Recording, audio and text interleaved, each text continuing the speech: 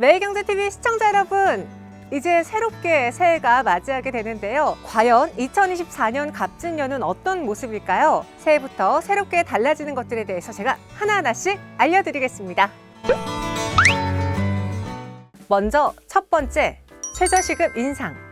내년 적용 최저임금이 올해 시급 9,620원보다 240원 인상된 9,860원으로 확정됐습니다. 사실 2024년 최저임금 수준 결정은 역대 최장 가장 늦게 결정됐습니다. 그만큼 노사 간의 의견 차이가 컸는데요. 가파른 물가 상승과 실질 임금 하락 등에 따라 최저임금은 당초 10,000원을 돌파할 것으로 전망됐지만 경영난을 호소하는 소상공인, 자영업자들의 반발에 2021년 이후 역대 두 번째로 낮은 인상률로 결정이 됐습니다. 근로자도 자영업자도 모두 만족할 수 있는 시급이 되는 그날까지.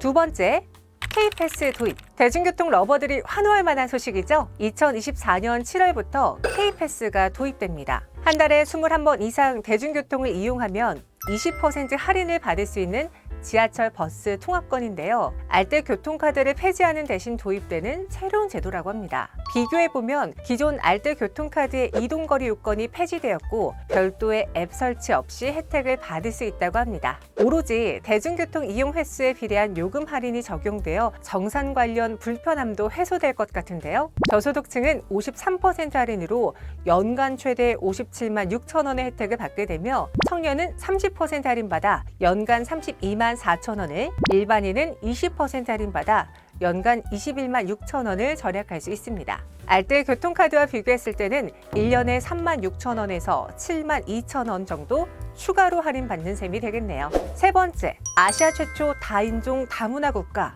단일 민족을 자랑스럽게 여겨왔던 대한민국이 아시아 최초로 다인종 다문화 국가가 된다?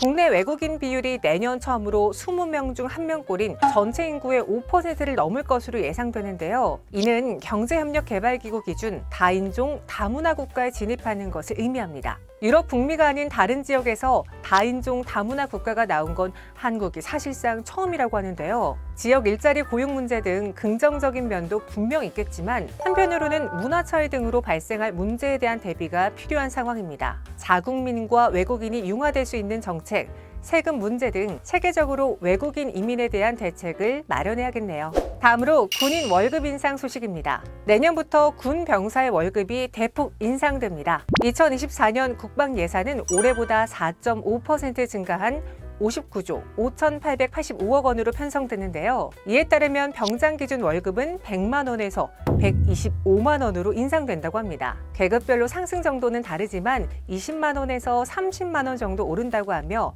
병사의 사회 진출 지원금도 기존 30만 원에서 40만 원으로 인상될 예정입니다. 다음은 육아휴직 기간 연장. 2024년 바뀌는 정책 중 육아와 일을 병행할 수 있도록 해주는 정책적 지원이 늘어난 것도 눈에 띄는데요. 육아휴직 기간이 12개월에서 18개월로 6개월 연장이 됩니다. 다만 이렇게 6개월 연장 혜택을 받으려면 부모가 각각 3개월씩 육아휴직을 연달아 또는 동시에 사용해야만 해요. 그간 육아의 부담이 여성에게 주로 쏠려있던 사회적 분위기로 인해 여성의 경력 단절이 심화되고 이것이 저출산에 막대한 영향을 미친 것으로 보고 국가에서 마련한 대비책이라고 할 수 있을 것 같네요.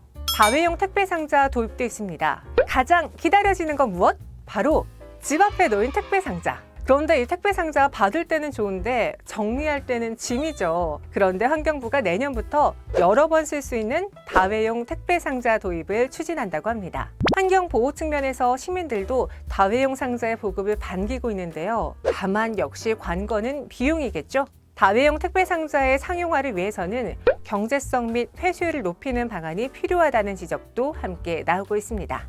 법인차 전용 번호판. 고가의 슈퍼카를 법인 명의로 구매해서 사적으로 사용하는 사례가 종종 발생해서 문제가 되는데요. 국토부 자료를 보면 올 상반기 기준 3억 원 이상 슈퍼카와 럭셔리 승용차 6천여 대 중 75%가 법인 명의인 것으로 나타났습니다. 법인차는 구매와 운용 비용 모두 경비 처리를 통해 연간 1억 5천만 원의 세금 감면 혜택을 받을 수 있어 사적인 사용은 업무상 횡령, 배임 등의 혐의를 받을 수 있는 범죄이기도 합니다. 법인차 전용 번호판은 이런 문제를 차단하는 대책으로 출고가 8천만 원 이상의 차량에는 눈에 띄는 연두색 번호판을 부착한다고 하고 법인 소유의 차량뿐 아니라 리스, 장기 렌트, 관용차까지 전용 번호판을 적용한다고 합니다. 마지막 소식입니다. 국가 장학금 전액 지원. 대학생분들의 입장에서 가장 부담스러운 건 등록금이 아닐까 생각되는데요. 내년부터 기초 차상위 계층에게는 금액 제한 없이 대학 등록금을 전액 지원해 준다고 해요. 그리고 저소득층에게는 30만 원에서 50만 원까지 추가로 지급할 예정이라고 합니다. 정말 큰 혜택이죠? 신청은 한국장학재단 홈페이지나 모바일 한국장학재단 어플리케이션을 통해 가능하고요. 지원금을 받을 수 있는지 해당 조건들을 빠짐없이 확인하는 건 필수. 국가 장학금 지원 내용 잊지 말고 꼭 기억해 두세요. 2024년 새롭게 달라지는 것들에 대해서 하나씩 알아봤습니다. 내년에는요, 여러분들 행복한 일 많으시고 계좌도 두둑해지길 바라겠습니다. 매일경제TV와 함께하는 2024년 여러분 새해 복 많이 받으세요.